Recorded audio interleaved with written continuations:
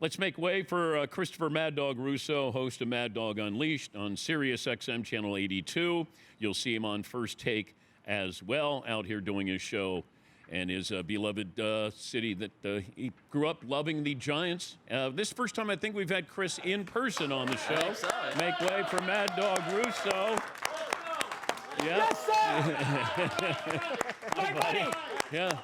Look at Where's that. Ed McMahon? I feel like I'm on Johnny Cash's show. Yeah. How are we doing? Everything's good. There we go. Hello, Marvin. How, Big Fred, Todd Fritz back there in the corner. How are you, Danny? how much coffee have you had? I just started your thanks to you, my first one. Thanks to you. Thanks to you. Can you give us a... Yes, I sure can. Okay. Why not? All right. And good morning, everybody. There we go. That was a good one. That was great. So Chris worked with Mike Francesa. They pretty much created Sports Talk Radio, and this in New York at WFAN. But when you first started doing that, I'm curious what Mike Francesa thought when you start the radio With show. the and? Yeah. You know, I'd have to go back to see if I did it on the first show. I doubt I did. It probably evolved, and it became a staple. So I probably did it within the first 3 or 4 months of '89. So I'm not exact. I'm sure I didn't do it the first day. I did and. But I'm sure somehow, some way, it just evolved. You know how radio is. You try something, it seems like people like it. You stick with it, you stick with it. And I can't get rid of that hand right now if it was the last thing on earth. But, yeah. So, but, and remember one thing about Mike. Remember I did that famous thing when I killed the Giants when they lost to the Marlins in '93. Remember that famous... I was so upset when I got beat by the Marlins when they won the championship in '03, not '93. So, I mean, and I went rant, did that. Mike would always, he understood when, hey, you know what? This is good. Let's let this roll. And, you know, a lot of it was me screaming and yelling about something. Yeah. And Mike understood that. You know that. You were with us. You were part of it Yeah. forever. Yeah. And Mike realized that. So the and is one of those categories. I don't know if you know this, but Fritzy does not like Bruce Springsteen. You, of course, your theme music to open the show. Radio Nowhere. Yes. Yeah, I called the music company to make sure I can do that. Because, you know, they own the rights. Say, Chris, play it as much as you want. Okay. So that's why I did the Radio Nowhere. And I did start very early at Sirius in '08. Was it the first show? Maybe not. But the first month or so, I started that. And I was thinking about this. You know, I was at the first game in this park in 2000 when it opened, and Kevin Elster hit 3 homers. And the Giants lost to L.A. Do you remember that? He hit 3 homers.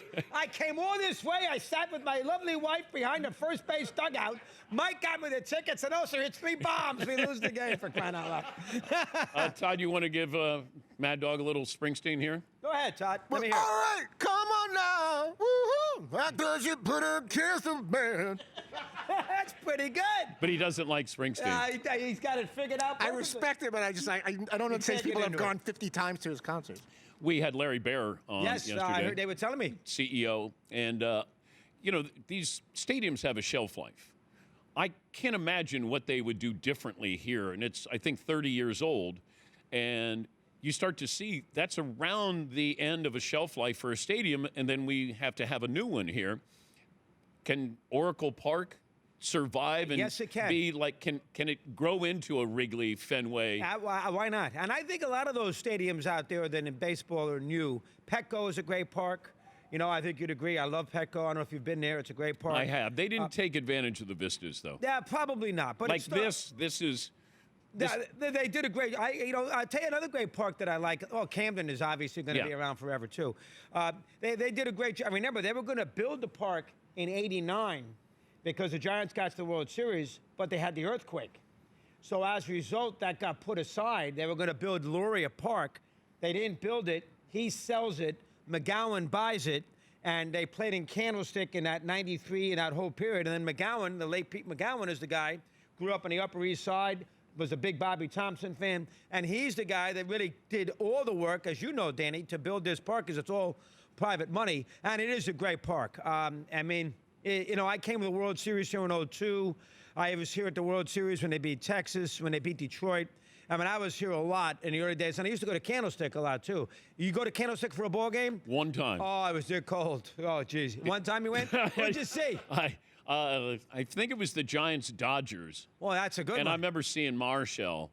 Oh, and- that's way back. Yeah. Wow, okay. Yeah, and it was so cold, and I just said, I don't need to go back to that stadium again. And I grew up a John Brody fan. Like, I liked. Just passed away. I grew up, I loved the Niners uniforms. And they weren't that successful back then, but I loved the way they looked. You know, just like the Chargers. I went to Bengals games, and the Chargers came out in those uniforms, and I go, oh, I my love it. God. I agree with you. Those George uniforms are great. Old Kezar Stadium Yes. where the Niners played, which is still up, by the way, because they play a lot of high school games in there. They have the birds flying over Kezar. That was a great stadium. And I think the 49ers have lost something when their stadium's 44 miles away. Yeah. I mean, the stadium's, it's nowhere near here. I mean, it's in another city. I mean, it really is. I know. And they should be called the San Jose Niners instead of the San Francisco Niners. So I think that they've lost a little something, and the Giants stayed in the city, so which is good. And I know now the Warriors and the Oakland Coliseum was a great arena, and I used to love the Cow Palace, which is across the street near the airport. And when the Warriors beat the Bullets, you remember this, in Bobby 1975. Dandridge. They played the games at the Cow Palace because the Oakland Coliseum was not available. Yeah. And that was a weird final because the first game was in Washington and games 2 and 3 were in the Cow Palace and the Bullets had the home court. So the Warriors won the first game, and they came out here up 1-0, and they won the 2 games, and they swept them. You remember that with Rick Barry and those guys? Rick Barry. Oh, I loved it. And the old Cow Palace, that old fairgrounds building. But this one, you're right. You're 100% right, Dane. This park will be here a long, long time. Now, the Giants got some issues because, you know, the Dodgers are blowing them away in this division. They can't get anybody to take their money, whether it's Ohtani, Correa, you know, the Judge. Yamamoto, who's a Judge. They can't get anybody to take all their money, which is, you know, makes it tricky for them. And in the other period there, you know, 15 years ago, Bonds took the money and everything else. That was a huge signing. And give McGowan credit. When he got Bonds to come here in '93, he gave him $46.5 million. I don't know how many years it was. You know that. Yeah. That was huge because the Giants in '93 were a great team. Yeah. And they lost to Atlanta by the last day of the season. They won 103 games, they didn't make the playoffs, and the Braves won 104. There you go. You can't, with your memory, like you can't miss like an anniversary or a birthday at home, right? And by the way, it's my lovely wife's birthday today, Jean Russo. All righty, how about that? So we have to make sure. I would have forgotten if you didn't say it. So we talked yesterday to the CEO, and we talked about Bonds' statue. So you make the Hall of Fame, you get a statue. Jeff Kent will get one. Buster Posey will get one. And then we talked about, I said to Larry Baer, all right, give me your, like you're going to stand behind Bonds for the Hall of Fame. Let me hear it. And we keep hearing this sometimes, and that is, well, he was a Hall of Famer before. I think it's the totality of your career. Absolutely. I'm sorry.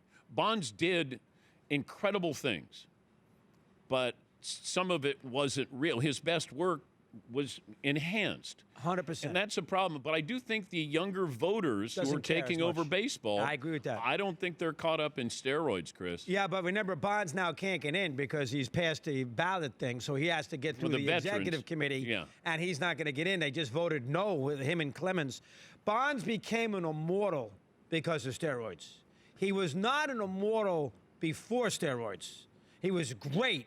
And he was a great player. Him and Griffey were the 2 best players. But he wasn't an immortal. He became Ruthian after he did it. And it was all because of that home run derby when McGuire and Sosa, you saw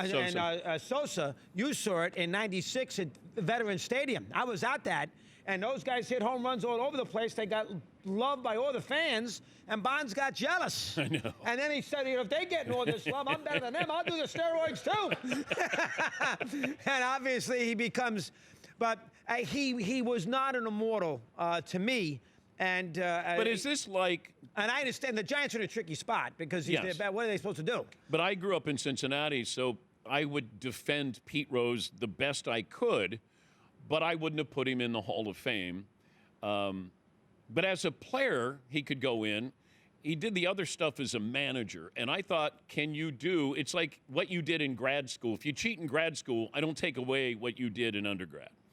And maybe, you know, I'm trying to, you know, massage this a little bit. But it feels like the Bonds hey, yeah, but he's ours. Like the local, I the understand. base, and this is a great baseball town, but they have to kind of go, yeah. They have no choice. But- they got to hold their nose. Yes. That's what they got to do. And I understand that. And he was great for the. It's funny with the franchising, they never won with him, which is hard to believe. They should have won the 0-2 World Series. He was 8 for 17 with 13 walks.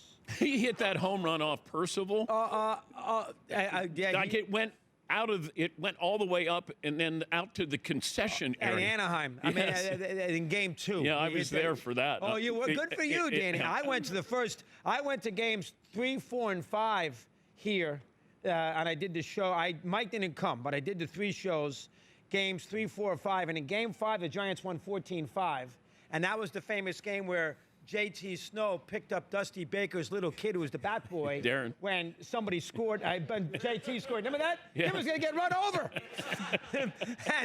and we left that ballpark that night, and everybody, Giant fan, like the Vancouver Canuck fan after they beat the Rangers in game, they all thought the World Series was over. I said, guys, you got to win a game down in Anaheim. That's not going to be that easy. And they didn't, and they blew the 5-0 lead. Dusty made the error with the taking Ortiz out, which was, that was a bad error. First and second, bottom of the 7th, 5-0. Dusty, leave him in the game, please. And then Francisco Rodriguez gave up the 3-run homer to Erstad, and we ended up losing the World Series. But Bonds was You're great. creeping me out with this With this stuff, information here. You are. I'm sharp today. I got up, I'm sharp. And You your got me hair on a is ve- combed? My hair? Wow. I didn't even shave. I was going to shave. I got to shave for Patrick. They said, I don't shave. Go in there like a nutcase. I said, okay, I'll go in there like a nutcase. He is Christopher Mad Dog Russo. He's got his own channel on Sirius XM, channel 82, and you can see him on First Take with Stephen A. Smith. First Super Bowl you went to? Was 1990. That was the Denver San Francisco Super Bowl. And I told this story this morning. I'll tell you again. It's a good one. Nobody there. It was just a couple radio stations, Mike and me, the local station. I think probably Eddie Andelman was there and maybe Eskin. So it wasn't a Radio Row thing. So we're there the whole week in New Orleans, and we had Madden and Summerall on. And so Madden and Summerall did that game, and Summerall privately comes up to me and says, keep on doing what you're doing, which I took that, meaning, the goofiness and all that. So I took that to heart. But Madden comes on with Summerall, and he says, listen, you guys, come to, here's my address. Call me when you come. Come to my hotel this week. I got to show you some stuff. So that week, whatever day it may have been, we went to his hotel, a little boutique hotel on Bourbon Street. We go up in his suite. He sits us down, and he says, watch this. He takes a projector out, and he says, Rice does this, Taylor does that. The tight end, here's the Broncos, Louis Wright. They don't have a chance in this game. Not a chance. 55-10 San Francisco. That's when I knew I was with Immortals with that prediction, and that was the first one that I went to in that. And then the first one I really realized where there was a Radio Row, and this is becoming a big deal, was the one in L.A. when Buffalo played the Cowboys. That's the first one, Dan. I know you were doing Sports Center at the time, probably. Yeah. That was the first one that I recognized. Wow, look at this. Look at all these radio stations. Because up until then, I was in a lobby, hotel lobby. Then was the first one they put us in a little, in like a little convention room at a hotel. Yeah. Was that the one? And that's the, that was the BB one at 53-17. When BB made the great play on Leon Lett on the fumble, and and obviously Dallas killed him. But all those Super Bowls. So I didn't go to the one with Tampa and the Chiefs in the pandemic. I didn't go to that one. But, I've been here all these Super Bowls for this time. Even in Minnesota with the cold weather and all that kind of stuff. How do you walk the line of being entertaining, but also being a diehard sports fan, like being taken seriously, but then being goofy as well? I think I had trouble with that with the Mike and the Mad Dog days. And I always said this. I knew a lot more about sports than people realized, and Mike was a lot funnier than people realized. Great wit. People thought Mike was an encyclopedia, a little dry. He had a great wit, and people thought I was just a nutcase who didn't know anything about sports. And so you put those two things together, that's why it worked. I used to worry about that a lot, the credibility. Here's a guy screaming and yelling. What does he know about sports? You do 5 hours a day on Sirius XM with 8 minutes of commercials for 5 years, from 2 to 7. You can do that. You must know something about sports. And you're the sort of guy, you're a great, we all know what a great sports fan Danny is, and he was a huge listener. So Dan always appreciated what I did with the sports. He always saw behind the scenes. You know what? He's a little goofy, but he knows what he's talking about. Yeah. And that's the approach that I've always taken. And never take yourself too seriously. You're talking sports. We're not talking world politics. You're talking sports, have fun. So I don't worry about that after I used to with Mike, because I was in competition with Mike. I wanted to keep up with him. And I thought if I didn't, I would be looked down upon. I don't worry about that anymore. I'm 66 years old. Just do this stupid show, for crying out loud. Are you going to take a gummy today? I didn't bring any with me. Now, all my buddies were going to go home on Friday night, and all of them bring their little gummies from Sirius. And 2 years ago from Phoenix, Steve Torrey gave me a full one. I wanted to jump out of the aircraft halfway through. So I wouldn't even eat. And then when I woke up after a little dozed off, I ate about 9 million Oreo cookies. So I'll bounce back. Friday night, I'll have some fun. Friday night, I'll have some fun. Great to see you. I love you, Danny. You're the best. Thank you. Where's Ed McMahon for crying out loud? Christopher Mad Dog Russo. We'll come back with Frank Caliendo right after this.